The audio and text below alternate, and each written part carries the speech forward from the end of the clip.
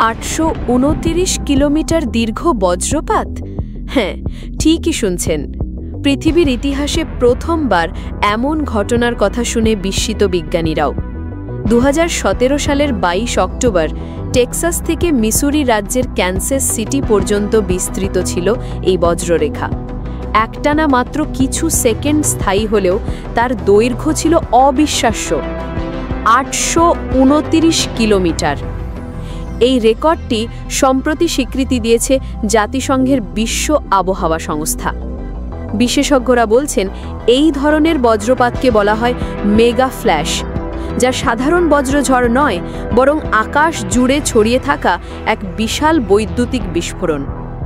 উপগ্রহ প্রযুক্তির সাহায্যে পরিমাপ করা হয় এর বিস্তার, এবং এটি আগের বিশ্ব রেকর্ড 768 কিলোমিটার দীর্ঘ বজ্রপাতকে ছাড়িয়ে যায় প্রায় 61 কিলোমিটার ব্যবধানে। গবেষকেরা আশঙ্কা করছেন, জলবায়ু পরিবর্তনের প্রেক্ষাপটে এমন চরম আবহাওয়ার ঘটনা ভবিষ্যতে আরও ঘন ঘন দেখা যেতে পারে। প্রকৃতির শক্তি যে কতটা বিস্ময়কর, এই বজ্রপাতই তার প্রমাণ।